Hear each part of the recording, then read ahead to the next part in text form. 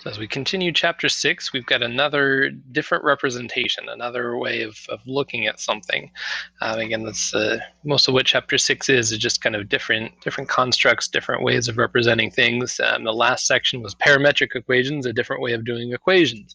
All your math career, you'd been doing one equation with y and x, and then we switched up on you. Said, well, why don't we do one equation for x, a different equation for y, and throw a third variable in there? Well, now we're going to mess with points. So all of your time in math that you've worked with points, it's always been x comma y. It's always been to find a point in space. We've told you the amount that you go sideways, left or right, and then the amount that you go vertical, up or down. And that found the location, found a point. That was the Cartesian plane. That was Rene Descartes' idea of how you find a certain location in space, and a lot of times that works great. The only thing is the XY grid. That's a rectangular grid. A lot of things in the world, in the universe, are not rectangular. A lot of things that we encounter in the real world and the universe are more circular. And so what we came up with is a system for representing points that is more circular based, where we look at a certain angle, a certain amount of rotation, and then how far out we go along that angle. And so this is more of a circular system, which is quite useful in a lot of concepts. A lot of context. So you might have seen radar, like if you've seen that kind of like the blinking dot with like the line kind of circling around the circle.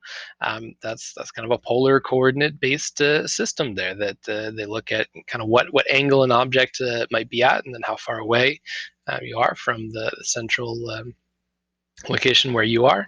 A lot of times when they're mapping the Earth, they use polar coordinates. Hopefully this isn't news to anyone, but the Earth is round. Hopefully we don't have any flat earthers out there, but the Earth is round, and so having a circular based system for mapping points is helpful with that. When we look at the solar system has it's more elliptical orbits, but still it's closer to a circular system than a rectangular one. So when they were trying to work out some different math, some of the different math for how the planets behave in their orbits and those different things in the solar system. It worked a lot better to use polar coordinates than it did to use Cartesian XY rectangular coordinates. So all this to say, yeah, there is several applications for this idea. It might seem kind of funny again. You're so used to a point as x comma y is horizontal and vertical, but we've just got another way of looking at it, another way of locating a particular point in space. Okay, so what we tell you, the first number tells you how far from the origin you are. Okay, so this point is going to be a distance of 2 from the origin, and it's going to be at a rotation of pi over 3. Okay, so we would rotate pi over 3, and then so the angle pi over 3, its terminal side is here. So along that terminal side, we would go out a distance of 2.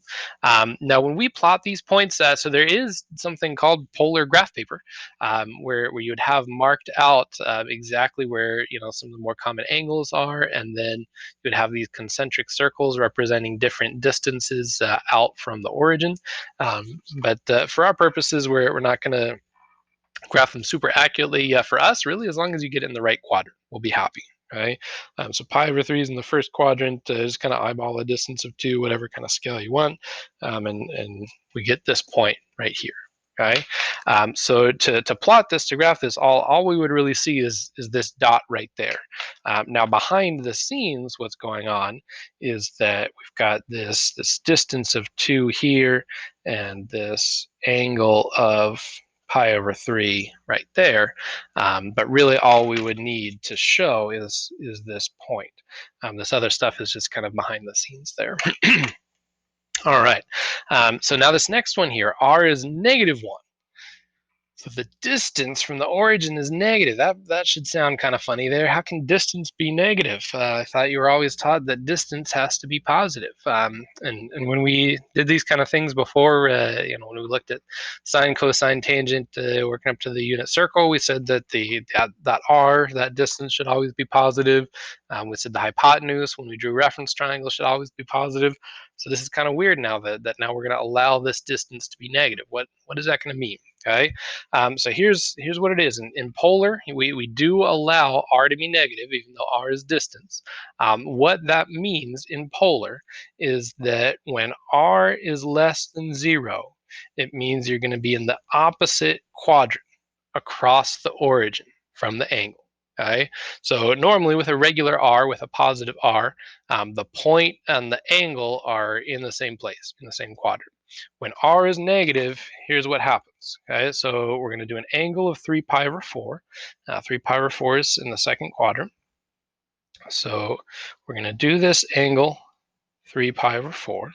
Okay, but then instead of going out a distance of 1 in the second quadrant, what we're going to do is we're going to flip to the opposite quadrant across the origin. Can you see which one that is? If we're in the second quadrant, which one is the opposite quadrant across the origin? That would be the fourth quadrant here. All right, so directly opposite. So usually an angle would be a ray. An angle would be a ray. It would start at this point and then continue forever only in this direction. If you imagine extending that ray into a line where it would continue on infinitely in both directions, if instead of just having the ray, if we had a line, then if we go along that line backwards the other way, back a distance of 1. So go out a distance of 1 right there, and our point is here in the opposite quadrant. Okay.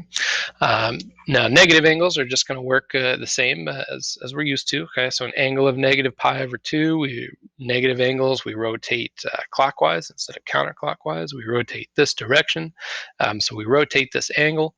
And then this one, r is positive. So if r is positive, we stay exactly in the same spot. So we rotate this way, and then along that ray of that angle, we go out a distance of 3, and we get a point that's maybe somewhere around there. Again, behind the scenes, we have that angle and then a distance of 3, but really all we need to show is that point right there. All right, why don't you go ahead and give a few more points a try. Why don't you try plotting these 3 points right here? Remember, when r is positive, plot your point in the same place as the angle. When r is negative, plot your point in the opposite spot across the origin from the angle. Go ahead and give those 3 points a try there. Again, just real rough. As long as they're in the right quadrant, we're happy.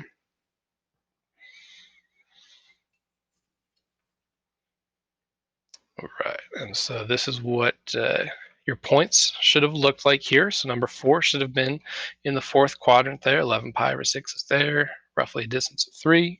And then for number 5, negative pi over 4, the angle negative pi over 4 would be in the second quadrant. We would rotate that negative angle here in the second quadrant, but then because r is negative, we flip over to the fourth quadrant. For number 6, the angle pi is over to the left, but then because r is negative, we flip over across the origin to the other side, over to the right there. Okay, so that's how we plot polar points. Now, there's something kind of interesting about polar points. So when you worked with normal points, and by the way, normal points are going to be called rectangular coordinates. So what you've worked with kind of all your math career, all the x, y, that was called rectangular coordinates. So if you ever hear rectangular, it's just what you're used to. Okay, those are unique. If you have rectangular coordinates, there's only one x, y for any point. Okay? If I show you a point on a grid, you can only give me one x, y pair for that point. Polar coordinates are not unique. In fact, there's an infinite number of different polar coordinates for any point. Okay, so let's look at this point, for example. Okay, so here's this point in space, this location. So if it was rectangular coordinates, the only way to represent this point in space would be 1, 0. That's the only x and y that represent that point. It's a unique point in rectangular coordinates. In polar coordinates, though, here's one way to represent that point, and then there's going to be a whole bunch of equivalent points. There's a whole bunch of r comma thetas that are going to land me in the same place. Okay. First, let's see if we can keep the r the same and then have a different angle. Okay. So I want a different angle that's in the same place. We had a name for that kind of thing. So another angle that rotates over to the left right there, but it's not pi. Remember, those were called coterminal angles. We got those by adding and subtracting full circles. So I could say 3 pi, I could say 5 pi, or I could go the other way. I could subtract 2 pi, so I could say -1, -pi. All those angles are coterminal. All those angles land in the same place, and so all these points land in the same place. And again, I could keep going. I could keep adding and subtracting 2 pi. So there's an infinite number of different polar coordinates of r theta pairs that land on the same spot. Right? There's also a way that you could have a different r. There's another R that you could have that would land you in that same spot. Now, obviously, you couldn't have an R of 5, right? If the distance from the origin was 5, obviously you're not going to land in this spot. But instead of having R be -1, what if we had R be +1? Well, let's think about what we would want the angle to be then. Okay, if r is +1, then if r is positive, the angle and the point are supposed to be in the same place.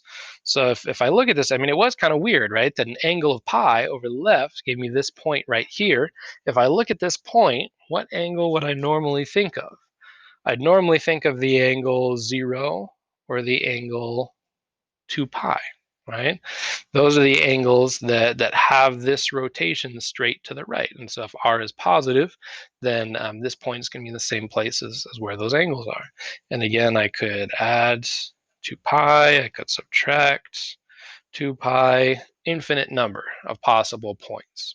Okay, so let's take a look at this problem here. Let's say I give you some options for different points, and we want to find ones that are equivalent to this one. This one, I tell you that there's 2. On the test, I might just tell you to choose all of them that are equivalent, and I might not tell you how many there are. But this one, I'm going to tell you there's exactly 2. Right?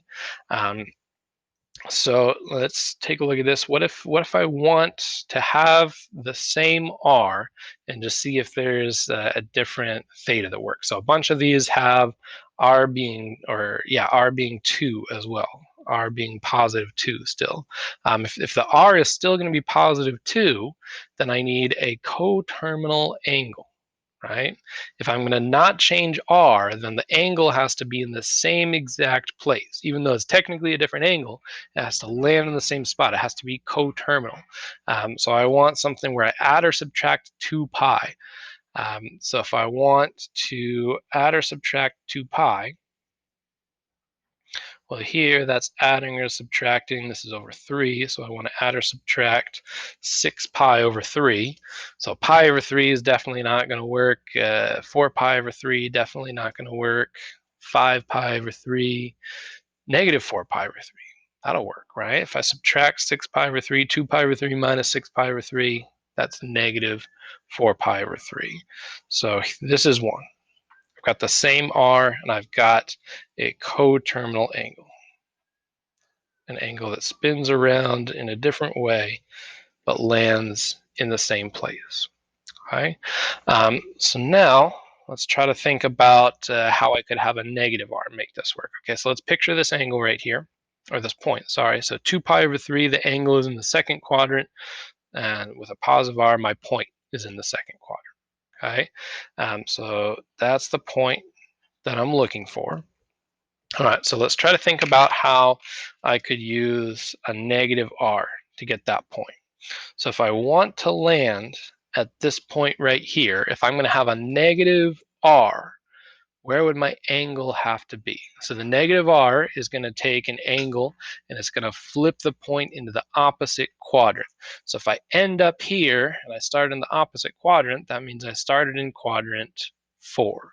So I'm looking for an angle that's in quadrant 4 that has a negative r that's going to flip me back to the second quadrant right there. Okay, if r is -2, I want it to look like that, where here's my angle in the fourth quadrant. I want a fourth quadrant theta. All right, so let's take a look at this here then. Which one of these is in the fourth quadrant? That's 5 pi over 3, right? 5 pi over 3 is the fourth quadrant pi over 3 angle. Here we go, the negative r with the fourth quadrant angle. That's perfect. Okay, so that's how we can match up those angles.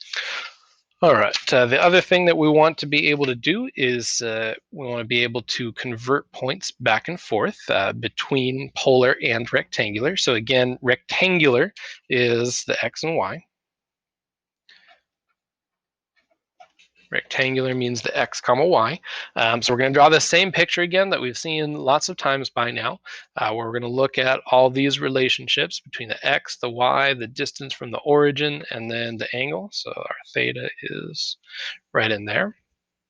Okay, these equations should look familiar. So these are going to be important equations that we want to be able to use with a lot of familiarity there. We had those almost the same exact equations before. I even highlighted them on the previous notes as well. Do you remember where you saw equations that looked almost exactly like that? That was with vectors. With vectors, we had almost the same exact equations, very similar picture here. The only difference was that with vectors, we didn't call it r, we called it the magnitude. All right. So if you take all these vector equations and replace the magnitude with r, then you get the same equation. So you kind of get 2 for 1 here. If you know one set of equations, you really know 2. They're basically the same thing, right? One small difference is notice with the magnitude equation, we had it in the square root form already. We started with Pythagorean, but we wrote it as square root of x squared plus y squared because magnitude was always positive. With the r for polar, r can be negative, right? R can be plus or minus. So for this equation here, we leave it as just the Pythagorean theorem version of x squared plus y squared equals r squared. And then we'll have to square root both sides and add a plus or minus on there because r can be negative. But vector magnitude was always positive. So that's one, they're almost identical. Polar vectors, very, very similar in terms of how the math works out. Big difference, vector magnitude, always positive, r can be negative. Right? And then, of course, they represent different things, right? Polar is just a point. It's a location in space. Vectors were representing some sort of motion or force, things like that, right? Okay, so let's convert polar to rectangular here. And so if we're converting from polar to rectangular, this is polar. Remember, polar is r comma theta.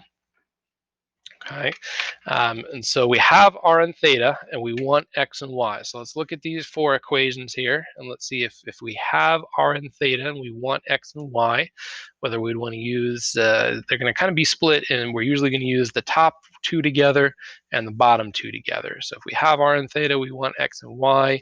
Which pair would we want to use?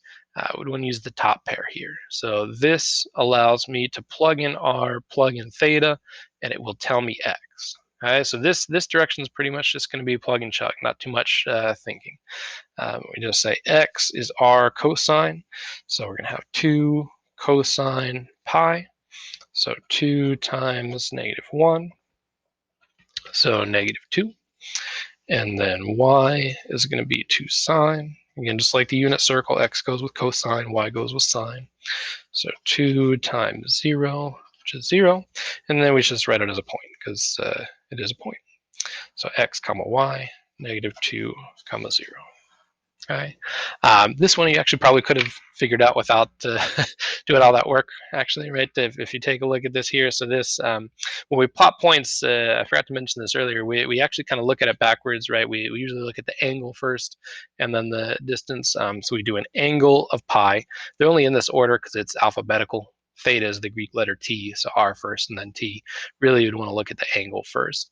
So we do an angle of pi, and then R is positive, so we stay there. We go a distance of 2 over here. So we know what a point straight to the left with a distance of 2 is, right? If you go to the left 2, you know that's -2, 0. So some of these you might be able to figure out without doing the work just by kind of looking at it. But not all of them. This one here, you would definitely have to do at least a little bit of work to figure out the x and y. I'm going to have you do that one in a minute, though. I'm going to go ahead and do an example of going the other way here. So now let's try to find, notice how I have to say this one. Up here I can just say convert. There's only one answer up here. Rectangular is unique. If I want you to find rectangular, there's only going to be one answer. If we want to find polar, what I'm going to say is just find one polar point.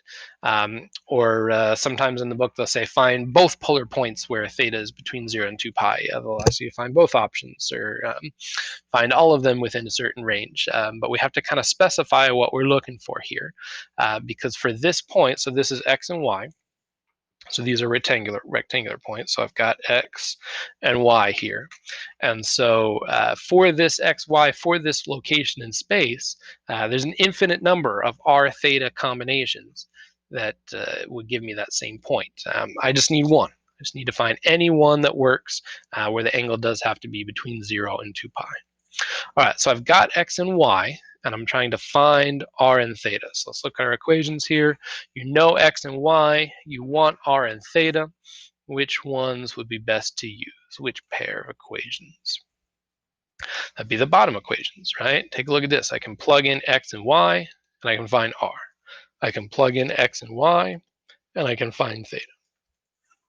All right. Notice that we are going to use no calculator on this one. We should be able to do this without a calculator. Okay, so we're going to say x squared plus y squared equals r squared. So that's 1 plus 1. So 2 equals r squared.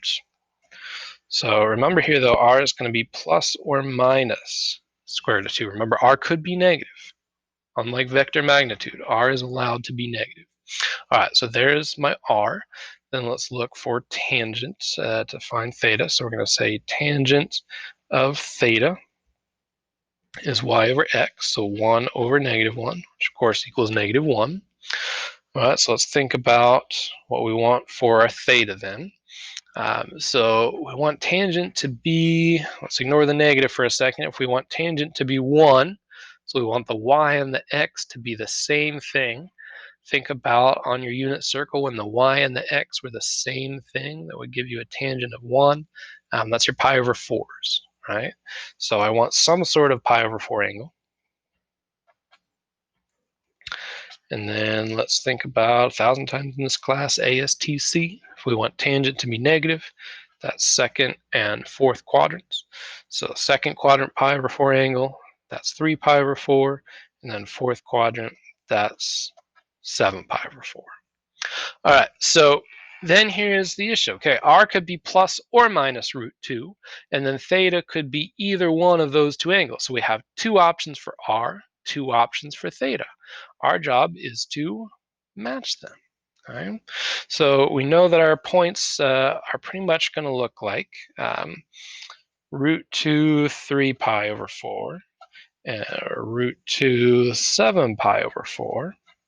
The thing is, maybe one of these is going to be negative, right? R could be plus or minus root 2. So maybe one of these root 2s is actually going to be negative root 2. Well, how do we know? How do we know which one of these points has a positive R, which one has the negative R? How do we match up the R's with the thetas? How do we know what this point should be? Well, we go back to the original point. We know where this point should be, right? Negative 1, 1, I'm pretty sure. Hopefully you all can plot that point. If not, go back to algebra 1. But negative 1, 1, left 1, up 1. We know this point is in the second quadrant. All right? So, well, then let's look down here. Which one of these points makes sense right now? Our point is supposed to be in the second quadrant. And so which one of those points makes sense? The 3 pi over 4, right? 3 pi over 4 is a second quadrant angle. So if r is positive, my second quadrant angle goes with my second quadrant point. This one is good to go. Right? I mean, I only need one polar point, so we can just say that one. Right? Now, if you want to see what the other answer would be, how the heck do you get a fourth quadrant angle giving you a second quadrant point? Well, that's what the negative r does. Right? The negative r says, okay, I know your angle rotated into the fourth quadrant, but then that negative r is going to flip the point back into that second quadrant right there. And so fourth quadrant angle, second quadrant point, r must be negative. So either one of those would work. And those are the only possibilities because we did want the angle to be between 0 and 2 pi. So we can't say like negative pi over 4 or anything like that. So those are our only options. All right, so why don't you go ahead and try these three problems right here. Go back and convert this one from polar to rectangular. I'm giving you r and theta. Please find x and y for me. And then do these two go in the other direction. I'm giving you x and y. I want you to find r and theta. And notice number 2 was going to be no calculator again. Number 3 is going to be with your calculator. I'm going to have you try to figure out how to do this with the decimals. When your angle is a weird decimal looking rating angle, not something with a pi in it. All right, go ahead and give those 3 problems a try.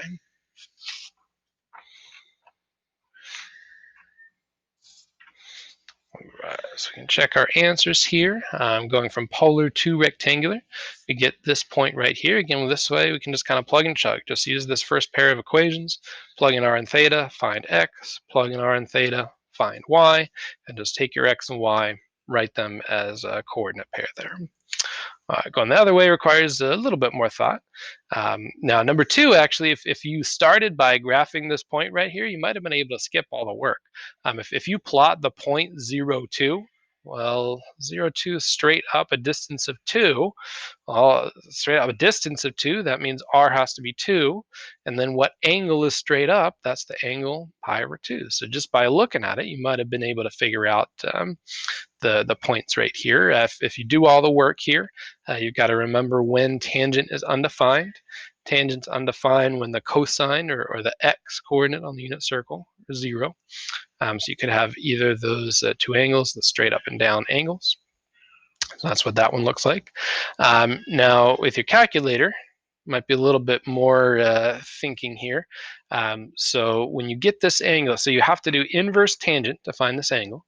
You know, tangent of theta is -3 over -2. So you do inverse tangent of 3/2, you get that decimal. So you have to remember how the decimal rating angles work. Remember where we said pi was about 3, 2 pi was about 6, so pi over 2 straight up was about 1.5. So that's a small rating angle. That was still in the first quadrant, right? Well, your point was in the third quadrant. So how do you have a first quadrant point but a first quadrant angle but a third quadrant point? You use a -r. So you can just take that angle that the calculator gives you, and because the angle and the point are not in the same place, your r has to be negative. Okay? Remember, always look at what you start with and what you end up with, and just make sure they're in the same place. Make sure they're in the same quadrant. Okay? This point's in the third quadrant, so that point has to be in the third quadrant. Okay? Another option is you could find the angle that's in the third quadrant, add pi to the angle, and then you could have used a positive r. Either one of those answers is perfectly okay.